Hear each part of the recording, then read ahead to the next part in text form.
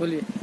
السلام علیکم رحمۃ اللہ وبرکاتہ. میرا نام سید رحمت علی ہے. میں ایک شکر نگر کا رہنے والا ہوں. تقریباً اگلے رمضان سے لے کے اب تک کرونا سے مرنے والے کئی افراد کو میں غسل دے چکا ہوں. عموماً دیکھنے میں یہ آتا ہے کہ اس کے اندر 60-70 سال کے لوگ زیادہ ہیں اور نوجوان کم ہیں. مگر افسوس اس بات کا ہوتا ہے کہ گھر کے اندر غسل دینے کے لیے بھی لوگ کترا کے دور ہو جاتے ہیں کہ اس کے اندر ایک ایمان والا ہے. انتقال ہونے کے بعد باپ کا، بیٹے کا، بھائی کا، چچا کا، یہ سارے لوگ یہ بیماری کہیں ہم کو لگ جاتی ہے، اسی لیے دور چلے جا رہے ہیں. اب اس وقت موجودہ حالات کے اندر پریزنٹلی اس رمضان کے اندر 10 دن سے میں کنٹینیو غسل دیتے جا رہا ہوں. صبح شام 2، 3، 4، 5، حتیٰ کہ قبرستان میں قبر کھودنے والے کو بھی 8، 10 لگ رہے ہیں. لیکن مگر یہ دماغ میں سے نکال دیجئے کہ بیماری مردوں کو غسل دینے سے یا اس کو چھینے سے اس کی بو سے آ جاتی. بلکہ WHO والوں کی طرف سے یہ بھی احکامات ہیں کہ اگر انسان فوت ہو جاتا ہے غسل دینے کے وقت اس کے ساتھ سمٹمز اس کے ختم ہو جاتے ہیں، کوئی بھی رہتا. ہم کس راستے کے اوپر جا رہے ہیں؟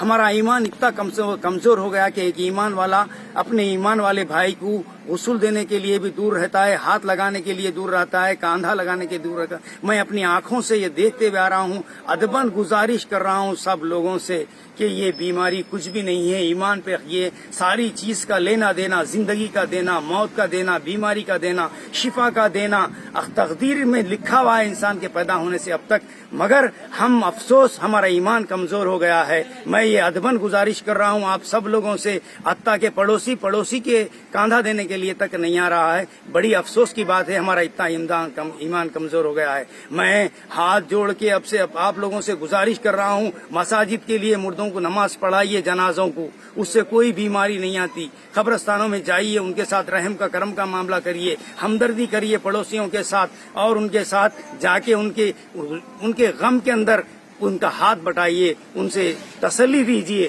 میں اپنے طرف سے پھر ایک بار تمام عوام سے گزارش کر رہا ہوں، مساجد والوں سے گزارش کر رہا ہوں، ایمان والوں سے گزارش کر رہا ہوں، غیر ایمان والوں سے بھی گزارش کر رہا ہوں کہ اپنے مردوں کو ساتھ دیجیے، ان کے ساتھ رہیے، جائیے. یہ بیماری لگتی نہیں. انسان کے ختم ہونے کے بعد اس کے جراثیم ختم ہو جاتے ہیں، اس کے ساتھ نہیں رہتے. حتیٰ کہ میں زندہ مثال ہوں اس کی. میری بھی ایک دن موت ہو جائیں گی. میں بھی اللہ تعالیٰ میرے کو ایمان پہ جس دن میرا وقت آئے گا، دنیا کی کوئی طاقت اس کو نہیں روک سکتی. جس دن مجھے رہنا ہے کوئی طاقت مجھے مار نہیں سکتی، کوئی بیماری کسی کو ختم نہیں کر سکتی. صرف انسان کا وہم ہے. یہ بیماری ہے اپنے طرف سے. نزلہ زکام اس سے پہلے بھی تھا، ابھی بھی ہے. ساری بیماریوں کے اندر احتیاط کرنا ہے، دھوپ سیکنا ہے، گرم پانی کی بھانپ لینا ہے، احتیاط اپنے طرف سے کرنا ہے، ماسک لگانا ہے، ڈسٹینس اپنے گھر کے اندر مینٹ کر.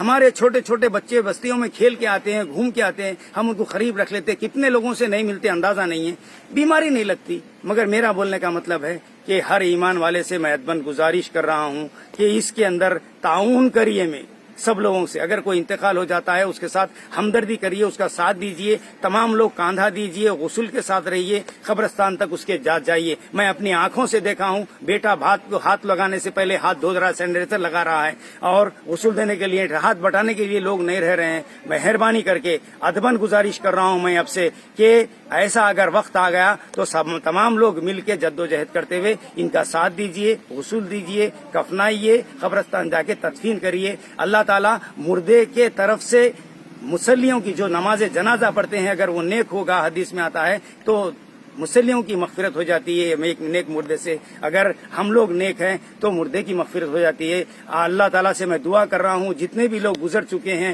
ہمارے اہل خاندان جتنے بھی آج تک گزرے ہیں اس بیماریوں سے، اور تمام مردوں کے لیے مغفرت کی دعا کرتا ہوں. اللہ تعالیٰ سب کی مغفرت کر دے. میں بھی ایک دن میرا وقت آئے گا، میں بھی چلے جاؤں گا. اللہ تعالیٰ ہمارا سب مسلمانوں کا سب کا ایمان پہ خاتمہ کرے، ایمان کے اوپر مضبوط قدم رکھے. السلام علیکم.